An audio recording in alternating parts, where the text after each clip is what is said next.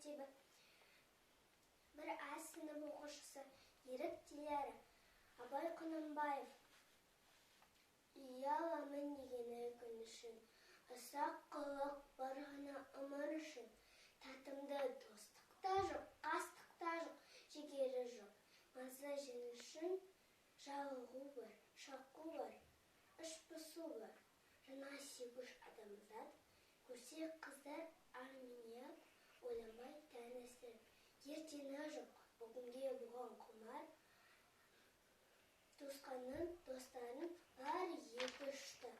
Сол себепті досының дұшпан күшті. Сесе жалған, семесе аянбаған, не деген заманға ісім түсті. Ұзым үлкен қылғын бала-шаға, башы нәз болып жүрсін тамашаға. Әкесі ұрса балаға, о да достық. Баласы ұрса әкеге, жары